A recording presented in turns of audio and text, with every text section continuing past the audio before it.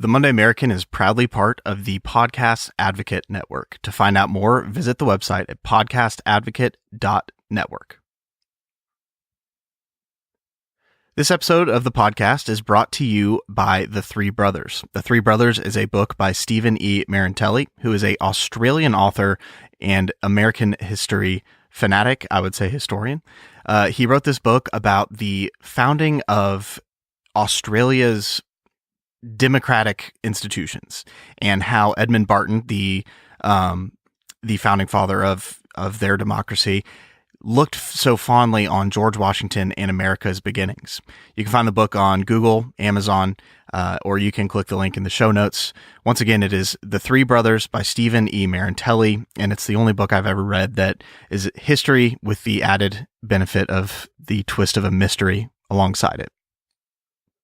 I am really excited to bring you this episode of the podcast. It features Bruce Carlson, who is the host of My History Can Beat Up Your Politics. It's a great podcast. You need to be listening to it.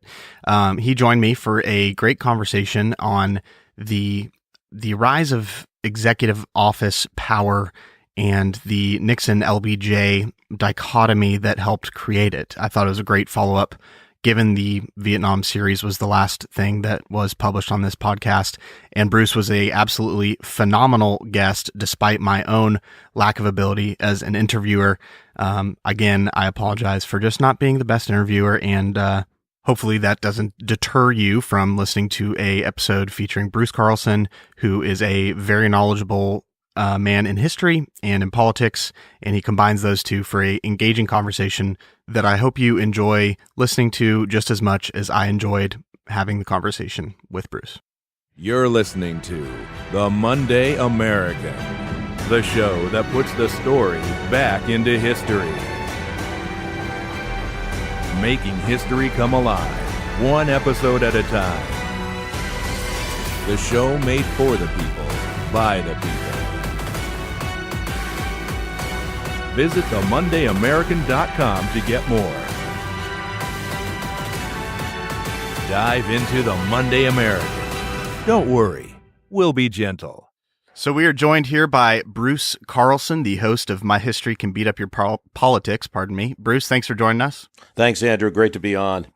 Go ahead and tell everyone listening where they can find you, find out more about you. Sure. www.myhistorycanbeatupyourpolitics.com, or look for us on iTunes or Stitcher or Castbox or whatever you're using to listen to podcasts with. Great. So your producer reached out to me, and I was surprised to hear and see his email coming through as I listened to your podcast. And I've got to say that mine has taken change over the course of the year and some change that it's been on. Mm-hmm. And I originally intended to set out to do pretty much the mission of your show until I found yours and realized that it was just way, way better than what I could muster up. How did you get into that idea? Well, first of all, I'm so sorry to hear that. It's certainly not my purpose. In fact, I think there's so much material out there that there's room for a lot of people doing the same thing. And I think that we've been on for 12 years looking at the history behind today's political debates and behind what's going on in the context. And I think it was simply that when I started podcasting and very early going of podcasting, there was a person who had a book that said, pick two things that you like and blend them. And I'm like, well, that's good. If I just did something on history, it would be missing something, because we'd just be telling stories about George Washington and Jefferson without ever getting to why it matters. And if we just talk about politics, I'm just another guy talking about politics, and I don't want to be that either. So mixing the two is that's where we came to be. Well, I appreciate it, and I know that you've got a large fan base who appreciate it as well, and that is the conundrum with history, is trying to make it relevant and bring out its importance. So I know we all appreciate it. So what I wanted to talk about today with you is, I guess it's like we mentioned before we got on air, was been on my mind after doing a 5-part series on Vietnam and the extension of the powers of the executive office and how they've gone further and further. But in my mind, I see the most blatant outreach of that, or the blatant execution of that, starting with LBJ, really, in the beginning of the Vietnam War era. Well, he certainly had the personality and the drive to want that. It wouldn't even be something, while he might not admit it publicly, it wouldn't be something, I'm sure, among other politicians that he would even deny. I mean, there was a person that wanted to govern. And I think you've picked the correct point of change in direction where the executive not only got more powerful, because that probably happened earlier, but got more covert and got less transparent. I think it's a function of things that happened before, just like history always is. You know, I tell people it's the presidents are not unlike, rock musicians. Jimmy Page had fans from had influences from the 50s that we probably don't know about, but we know Jimmy Page, and the Edge had influences, and guitarists have influences. The same with presidents. And Lyndon Johnson, as a 30-year-old, was in Franklin Roosevelt's office. And Franklin Roosevelt was a guy who kept the cards really close to his vest, sometimes with good reason to do it, and it certainly wasn't always transparent. So it does go back a little bit, but I do think, yes, the perfecting of that kind of presidency, and I can do, and also just the nation's military and intelligence apparatus reaching a point where you could do things, and then things were done. Yeah, it almost seems like a perfect storm of events that kind of led to that happening. You had Vietnam, and, Congress wasn't really willing to strengthen their spine to stand up to LBJ, but he also knew the inner workings of government after being in, I believe, the Senate and Congress, I believe. Yeah, and, he was in both. I mean, he was extremely talented at politicking, and, he also was extremely insecure. And when you blend all those things together, you got, what we saw. Yeah, I think a lot is going on there with him. He was a very good politician. He was in the House for several years and then beat a fairly popular senator. So he came to be, the funny thing is JFK gets all the credit for being like the young guy.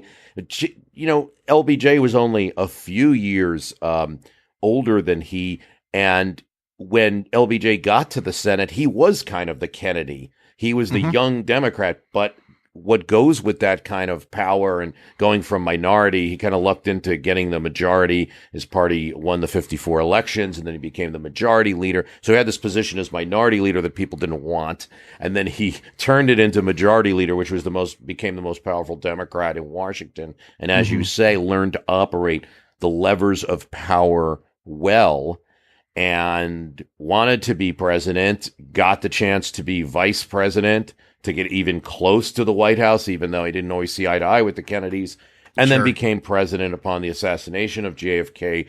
And immediately, I mean, I think that's one of the most telling things about it. I do understand that, it's an emergency situation, the VP's taking over, but the way Lyndon Johnson, from moment one on the plane, find a judge, have a picture with me and Jackie, just like I'm going to work. I mean, he didn't move immediately into the White House, but it was probably just a matter of days. And and just immediately getting to work on the presidency that he had planned and wanted all his life. And there were good parts to that. Sure, absolutely. When we reach age 65, we'll have a healthcare system that didn't exist before. A lot of the reason is in that man. On the other hand, just the year before, his actions regarding the Gulf of Tonkin, I mean, just should be given the derision that they are looked at with today. It is very clear now when you have the Betchloss collection of LBJ's phone calls from his own. He not unlike Nixon, he recorded himself. Strange. Yeah, they kind of damned themselves almost. They did, and there's a funny story, and that's why it's interesting you pick these two presidents. I think they're great examples because they did sort of emulate, admire, respect, and fear each other. Although I think the fear only went one direction, Nixon of LBJ, and not the other. But I agree. Yeah, but they kind of have similar ways. And right before he leaves the White House, he goes to Richard Nixon. Dick, you really got to tape. You got to tape these calls. This way, no one can get ahead of you. And no one can get over on you. Lyndon Johnson wanted a record because he would forget what promises were made to him. So he's the one who suggests that Nixon tape himself. Nixon doesn't immediately do it. It actually takes some time before Nixon decides that because of history, he wants it to be recorded. He wants the great moments of his presidency to be recorded. And both of them end up damning themselves a bit. LBJ later in history, really starting in the 90s when the Betschloss books come out. And now we know things about the Gulf of Tonkin where it was pretty clear that this ship was, that there might have been a short period of time where some of the sailors felt that they were under attack. It was pretty clear in Washington that was not the case. It was utilized to begin a war that was one of the most unpopular wars in probably the most in American history. Yeah, I actually mentioned in the Vietnam series I did about the Gulf of Tonkin, I took a Vietnam War class taught by Professor Edwin Moise at Clemson. And he was, at that time, I believe he still is, one of the nation's foremost experts on the Gulf of Tonkin specifically. And he had interviewed just about every sailor that was there that was willing to be interviewed. And he said it was about a 50-50 split on when they thought they were getting attacked or not. And he said based on what he heard, he said they had compelling stories, but also you have to take into the matter that it's very confusing. It was at night. Some people had no idea what was going on. And he ultimately thought that, that definitely probably was not a real actual crisis of attack as it was played to be. I mean, I've never served on a ship, but I can imagine that there's a lot of corridors, and you could be in one part of the ship and not really know what's going on. Yeah, I always try to give benefit of the doubt to the account I'm reading in history of never served in combat, and I imagine it's probably pretty chaotic. So I try not to judge too harshly, but it's funny that the Gulf of Tonkin incident was both the covert beginning of the war, but also one of the first times you really see LBJ mastermind his covert political dealings also. Yeah, I mean, I think that he there again, here was a person that wanted control, but at the same time masked himself as the one operating the strings very often. Even on the good side, we talked about Medicare.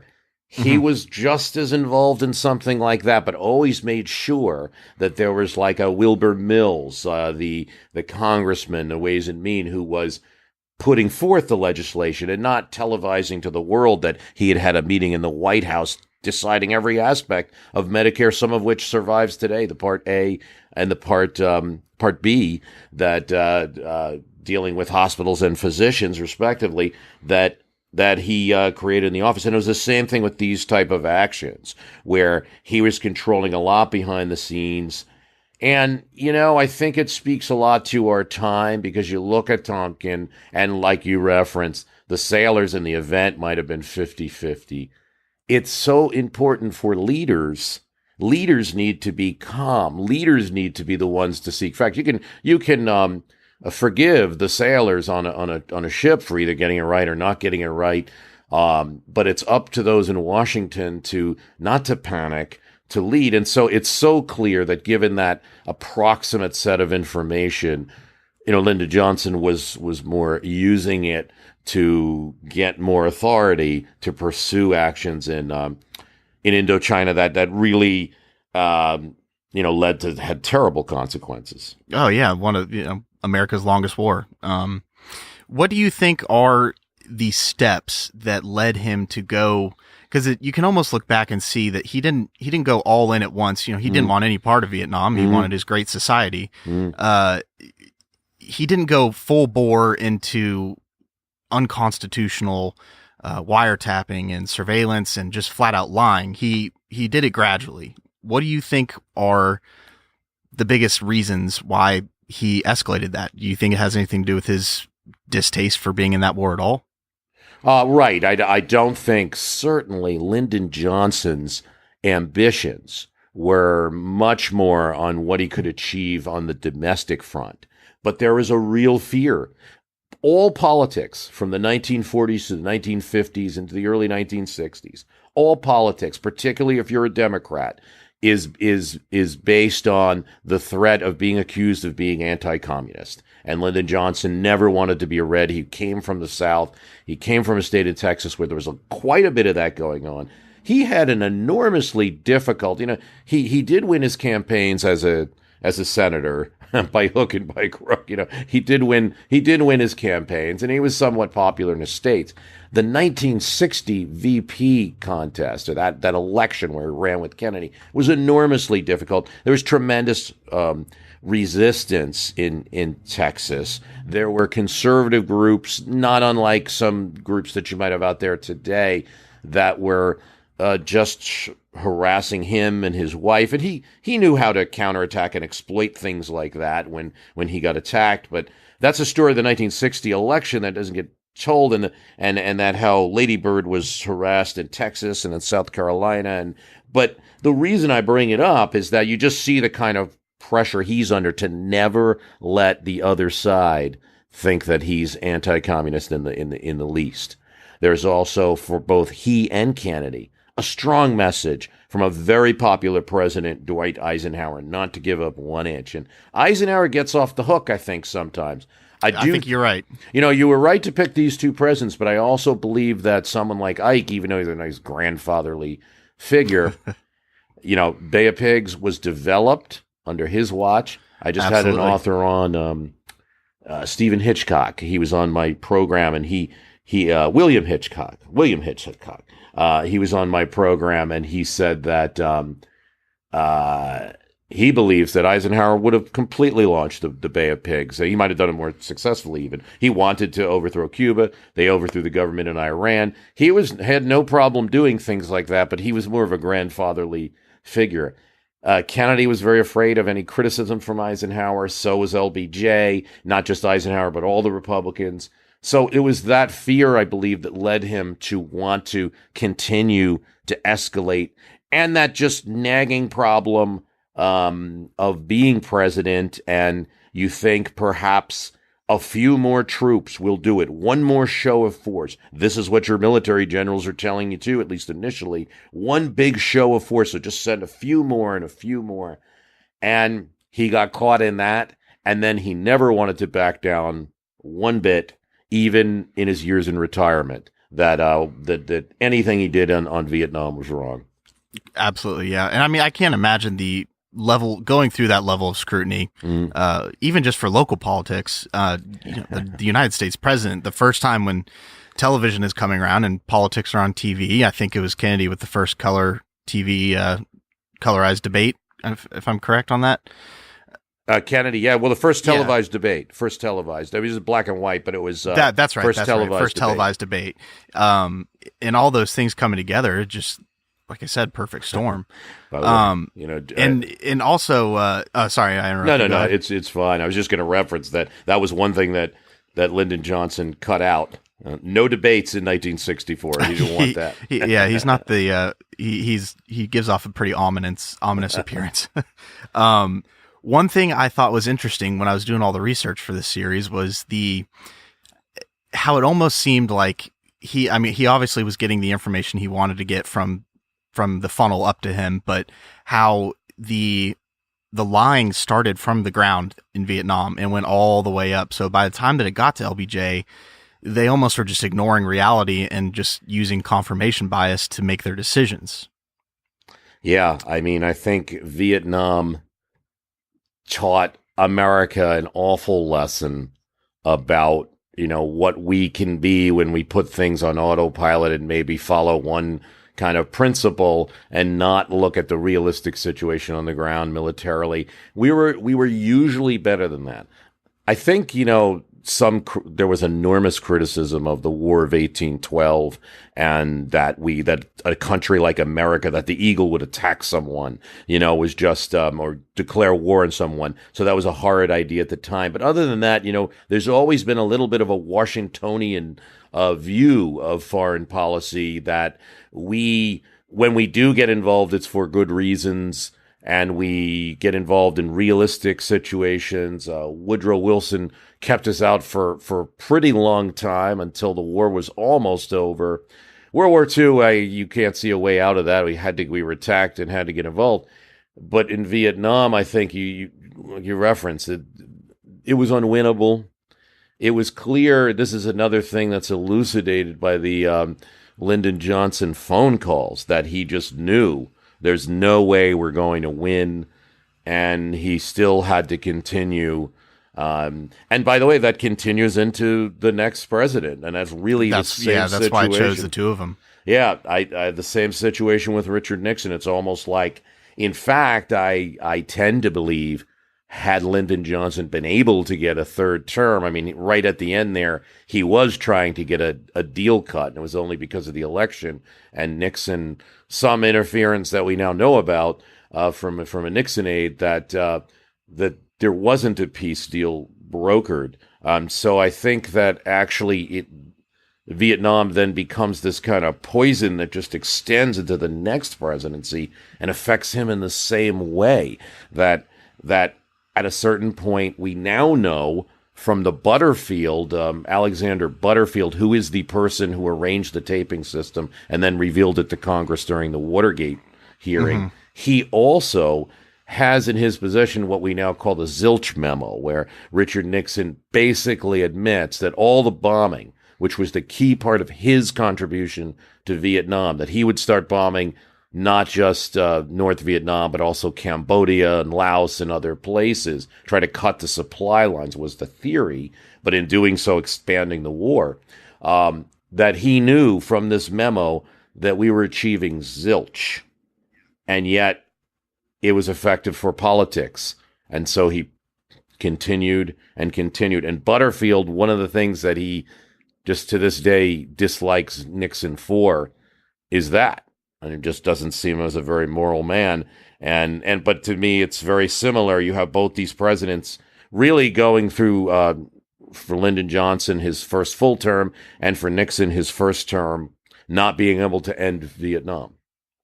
Yeah, and you see two very different men, but for mostly the same reasons. They had this giant fear of failure, insecurities among themselves, and I thought it was hilarious that one of Nixon's first quotes when coming into office was, "You're not going to see me like LBJ holed up in the White House afraid to speak to the press." And I mean, it didn't take long at all for that to happen. No, I think that even though Nixon had been vice president, his exposure to the actual power, he did assist a couple times when Eisenhower had his heart condition, but mostly deferring to Ike. So I think that his actual experience with the presidency was probably it's an interesting thing. I think it was almost as shocking as it was for JFK when he took over. It was a little more surprising. Nixon also had these tremendous personal phobias and paranoias and politics, and some of it real, some imagined. He was also one, we could talk about the Houston plan and what he was trying to put in place in terms of dealing with domestic threats and domestic enemies, the enemies list in the White House, and Butterfield reveals in his book. And I like Butterfield, but by the way, because he's one of the last Watergate people who didn't talk. It's kind of funny. He actually contacts Bob Woodward like, "Hey, how come it's been 40 years, no one's contacted me? I'm the last man." So Woodward eventually did a book on it, but that's one of the things he says, and he keeps all these documents that he left the White House with, and he references that the enemies list was enforced. There was the president of Harvard comes to the White House to see Pat Nixon, and Nixon is calling Butterfield, screaming at him. Oh yeah. By the way, who would want Butterfield's job? Guy has a buzzer, and basically, anytime that buzzer rings, it's Richard Nixon, and he wants something. Oh, man. Yeah, you got to have a good 401k plan there. Good severance package, I guess. Yeah. Another reason I chose these two presidents is because they're from opposing parties. Mm-hmm. And I think one of the things that I really, really hate, and I see it a lot today, is the historical damning of one party from the other or vice versa, based on what happened in the past. And I thought it was so interesting that basically, more or less, the same actions were taken by two very different men with similar motives, but they were different parties. So, you can't have the party of today look back and say, well, this was your fault, It is true. I think Nixon bought in Vietnam for another 4 years. I think there was an opportunity to end it. I mean, I could be wrong there, but I think there was progress. And then once there was a new administration, the North Vietnamese knew that they could get more mileage and get a better result. And the end agreement is, Nixon spent 4 years and much more blood and treasure. Really made you could imagine Vietnam ends in 69. Imagine it ends in 68, right around the time that Lyndon Johnson halted the bombing and wanted to do that peace deal. Imagine it ends there. You have a lot less casualties. It's less of an event even. And it's a very quick cautionary tale like, hey, let's not do this one again. Absolutely. But it's that continuance to 1973 where Nixon, to his credit, he does pull people out. There are withdrawals in every year of his presidency. So in terms of actual boots on the ground, yes, there was some of that going on. But he does escalate the war. It continues for 4 more years, and it's it's really it comes close to unraveling the nation. Yeah, absolutely. Yeah, I mean, it started with the Chicago DNC, the riots there, and it went, all the way to throwing medals over to the Capitol building. But you bring up the parties, and it's a great point. And here's a great example that Lyndon Johnson, Richard Nixon on that foreign policy plane are very, very similar. Of course, they both have the same pressures. In the 60s, the pressure not to give in to the communists, the domino theory is prevailing. There's that. And they're not that far really on domestic politics. Nixon was a liberal on health care by his own admission. Obviously, Lyndon Johnson expanded healthcare greater than anybody in the country. So you have on those issues, you have some similarities. There were differences between the two parties and some of the tactics they would use. Nixon had gotten his politics started as a red baiter, and so it was a little different there. But essentially, and Lyndon Johnson was more a guy that rose up through some clever campaigning, but also massaging the right political players and that sort of thing, rather than just kind of winning by beating the big guy on communism. But in terms of the parties, yeah, enormously similar. They ended up buying the same foreign policy. Bob Dole in the 76 election tries to call it that, Democrat wars. And he's just laughed at because everyone knows that most of the wars we fought in the 20th century were bipartisan wars. Yeah, absolutely. It's funny you mentioned Bob Dole. I think my 10th birthday, my mom took me on a Amtrak ride up to Washington, D.C. Oh. And her cousin worked for a senator at the time, but in the airport at D.C., I got to meet Bob Dole. Oh, that's great. Yeah. It was, as a 10-year-old kid, I still remember that to this day. It's just funny hearing you bring up his name again.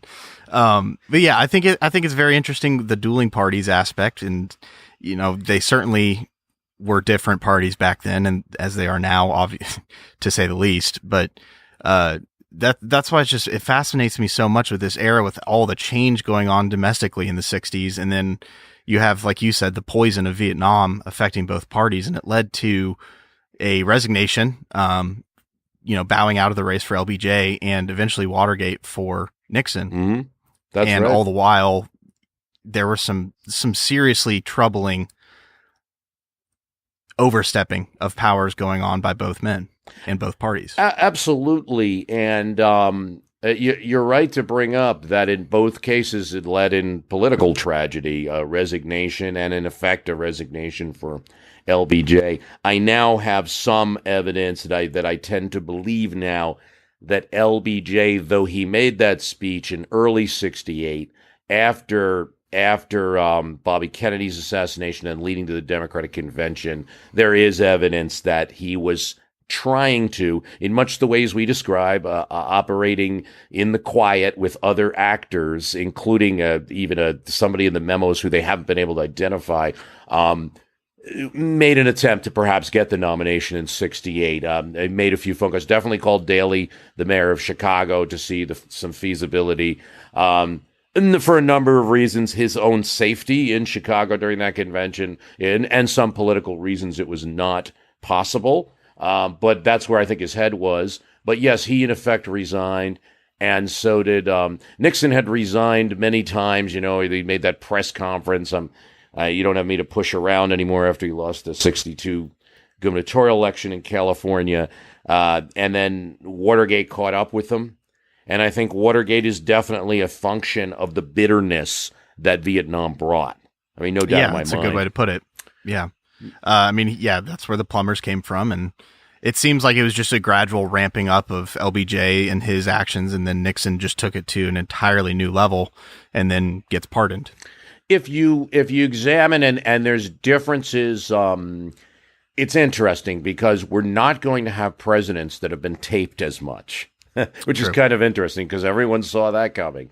And Bill Clinton taped himself a little, and it was all the favorable parts, that kind of thing. But you're not going to have that much, but you do have it. So these presidents are now in history. We should be a little careful about defining them just by the extant materials, but it's so tempting with Nixon, particularly. The tapes are just so rich of comments, but you don't know what all the other presidents said. What did Jimmy Carter say, at 2 a.m. in the morning in the White House? But, I don't think it was that bad, but, you never know. No, but not Jimmy Carter. But, I think that looking at, you start with Lyndon Johnson and what we have from those tapes, which he used a dictaphone recorder, that kind of thing a dentist or a doctor would use to record their notes and have them transcribed. Just you have him on the tape very clearly ordering surveillance of Martin Luther King when he's going up to Harlem to make a speech, and he's talking to J. Edgar Hoover, and he's ordering that to be done. It's not the way the Nixon administration, I do believe Nixon perfected things a bit, and Nixon's White House was far more controlled than Lyndon Johnson. Lyndon Johnson really suffered from losing some of his key aides, Walter Jenkins, in '64 due to the scandal. He was really a good aide, but Nixon had Haldeman, and Nixon had the Ehrlichman, and a really carefully managed White House. But Lyndon Johnson still had his own actions, and he, you have him on the tape clearly ordering that surveillance. Robert Kennedy calls and says, "Mr. President, I'm hearing about this surveillance." So he must have got wind of it. Kennedy obviously had some sources, and what you have is Lyndon Johnson then tells Bobby Kennedy, no, that's not true. That's just, that's J. Edgar Hoover again, Yeah. Oh, that rascal, I got to tell you, some of these things, Hoover starts looking good with between LBJ and Nixon, because it's also J. Edgar Hoover who cancels and poo-poos the Houston plan to really have an enemies list and for Nixon, and to go as far as to round up people, put them in detention centers. That's I guess not a new story.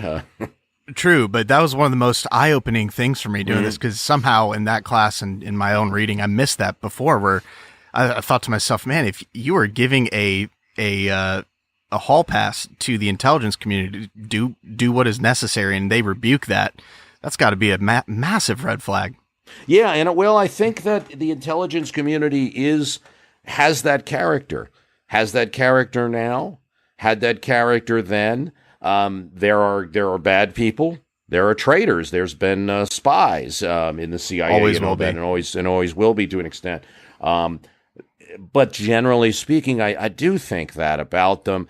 However, there were some bad actions, and even the guy that would turn out to be Deep Throat, the source for Woodward and Bernstein, he is prosecuted for his actions regarding the Weathermen for the illegal, what they called black bag burglaries, where they just go in, break into people's houses, and that was brought up in you had that church committee later in the 70s that revealed so much and revealed the Houston Plan, or the proposed Houston Plan, that, only was not implemented because J. Edgar Hoover was of all people, really, and he did some bad things too, but I think there is a line for some of those people like him, say, and Mark Felt, you have to remember, was a Hoover man. He happened to be Deep Throat. He did give some information to Woodward. He was actually troubled by it for the rest of his life, to hear his account.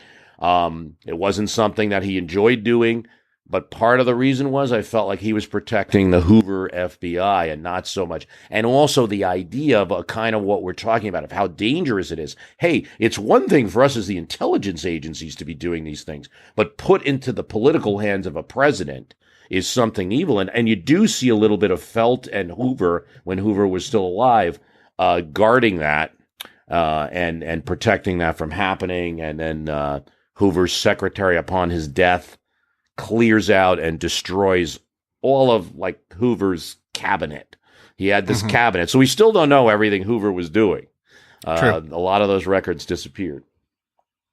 Yeah. And that's a really good point.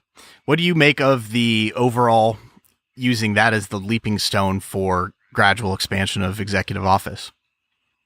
The LBJ Nixon era and how it's progressed since then. I think that the expansion of the president certainly comes from post World War II.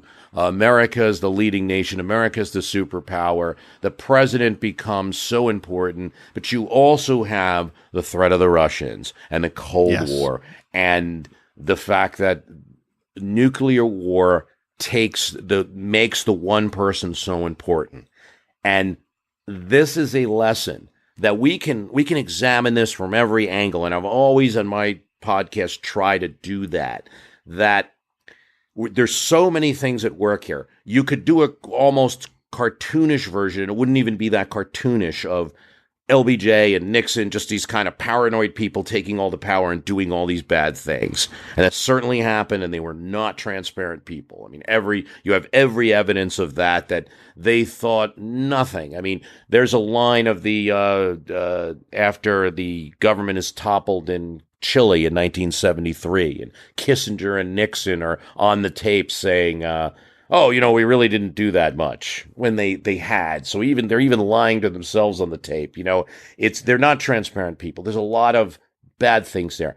On the other hand, they're also challenged people. We talked about the politics of the time. There are people who are way more conservative than either LBJ or Nixon involved in politics in America who are pressuring. There are forces that they have to be aware of. You also, to be fair to even Nixon and the Houston Plan, obviously an overreaction to it, but you had a lot more serious radical groups. There were hundreds of bombings and terrorist actions on U.S. soil from these groups during the 60s that I don't think we relate to as easily today because, we have some of it, but it's not, it's a lot different to have like a couple of Occupy Wall Street rallies versus having people setting off bombs everywhere and not foreign terrorism, but these were radical groups. So there was a threat. And when Houston testifies in front of the church committee, he's going to argue that was what he was concerned with, people that were going to go shoot cops, not people that were student radicals. But it's hard to see that there would be a difference once you start using this power. So you just see that it's a lesson in history. We made the office of president so powerful for some reasons, but we always must be mindful when we do that how powerful we're making it, because there can be people like these who even have a lot of people that have a lot of good qualities. Nixon is not all bad. LBJ is not all bad. True. But give it that much power, and you see what goes on. True. And so you mentioned lesson in history. Looking back on, I guess you could say, the whole Vietnam era leading up to it, post-war, the post-war war era too. What do you think is one of the, or a couple of the biggest lessons of history that we today can look back and take from that era? One of it, I think, is the mistake of the domino theory, or the mistake of binding yourself to any set of actions because you're thinking that a set group of actions will occur automatically, and not looking at an individual situation, all the parameters. That is Vietnam to a T. It really wasn't what those policymakers, Eisenhower, I think Kennedy actually read it right, LBJ, Nixon, it wasn't what those people thought it was. In the end of the day, after all of that, you probably know, you've done your series. I mean, after all of that war and all of those negotiations, the actual deal that ends the Vietnam War for us is like, okay, well, we're going to, you have to acknowledge South Vietnam. We'll acknowledge North Vietnam. If any army soldiers happen to be in North Vietnam or South Vietnam, we're not gonna push them out. There's gonna be no more fighting. It's like, we could have cut that deal that wasn't really, it wasn't really that much of a peace with honor, and that was Nixon's key line. And not an ending with a deal like that did not embarrass us in front of the Soviets the way that those policymakers thought it would. Carrying on the war for that many years embarrassed us in the eyes of the world. And the actions that did help were peaceful actions, like, for instance, Nixon going and meeting with China helped a lot. Yeah. Mm-hmm. Yeah, it kind of reminds me of the Monty Python, where he's getting his arms cut off, saying, it's merely a flesh wound and it's just spurting out blood. Yeah. It's almost how they were treating Vietnam. Like, no, it's just a flesh wound. We can keep going. And it absolutely is, and I think it's and I do lean on the pacifist, if not Quaker side of that. I mean, I do think that we get into trouble whenever we do that, and what America does well is quick hit, very short, purposeful mission, hopefully with the support of a lot of other countries.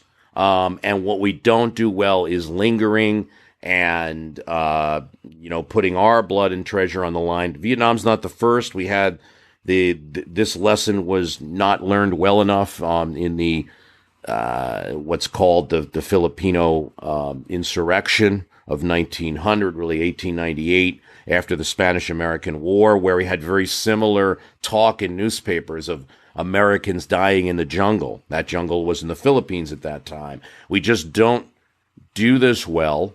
There are some times where military force is needed, but thinking that Vietnam is just a powerful lesson for us. And if you go like to the presidency of Reagan and say, like, well, what was he taking from it?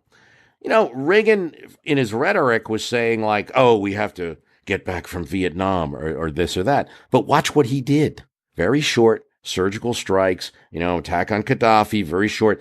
He didn't even want to go into Panama, so I think, and you know what, probably should have listened to him and not gotten involved in everything we did. And if you look at what happened after 9/11, the mission was probably the lesson you could have learned from Vietnam better was, hey, your mission is to get bin Laden. Your mission is to secure what you need to secure in Afghanistan.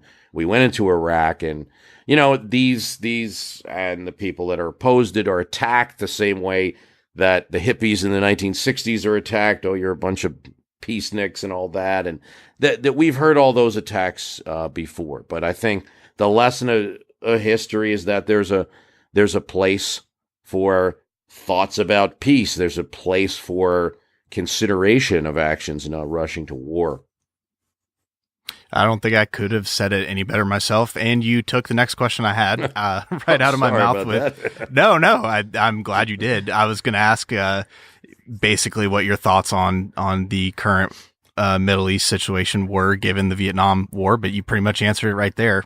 And I also heard an interview with a former Navy SEAL. I believe his name was Andy Stump, basically reaffirming what you just said about, the policymakers in a time of war, they need to decide what the goal is and leave it to the military to figure out how to accomplish that. So, your quick surgical strike, but you have to decide at the higher level whether you're going to stay or not. And I agree with you in thinking that the Vietnam War shows us that staying is probably not within our best interests. It destroyed, I think it just had a huge negative impact in terms of how Americans relate to their government, in terms of America's standing in the world. It didn't end up doing much good for us in terms of the Cold War, which was the absolute reason for it. I don't think it did you could look at that 1,000 ways, and there's very little evidence that the Russians were ever like, oh, wow, America really, really knows how to fight and stay in. We better be concerned about them. No, I think just like we return the favor in Afghanistan to them, they were enjoying, or at least from a policy standpoint, enjoying that we were wasting money, spending money there. So it didn't impress them. What impressed them is this is the other side of Nixon. I mean, the move going to China was brilliant. And I think that helped end the Cold War, because the Russians then were like, whoa, U.S., now we're triangulated. Now we've got less policy options. And by the way, Nixon and Kissinger, get here to Moscow. But now when they're going to Moscow, they're, sometimes Nixon's plans did work out brilliantly.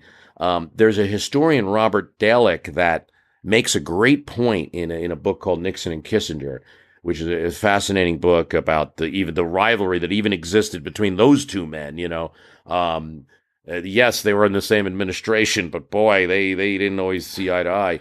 And one of the points that he makes is, like, even in the good actions, like say the going to China, which had to be kept secret. It may not be healthy for a democracy, because the president's like developing the muscles. If they know they can do that operation, they're just getting acclimated to doing things in secret. And I don't have to tell the democracy, and particularly Congress. I mean, we're talking about presidents so much, we didn't get into the role of Congress, but in all of these things, presidents are ceded power because Congress doesn't take it. Congress is seen as ineffective. And in those moments, a president can do a lot. And I think it's always right for Americans to look to their Congress and say, you should be doing more too. Yeah, absolutely.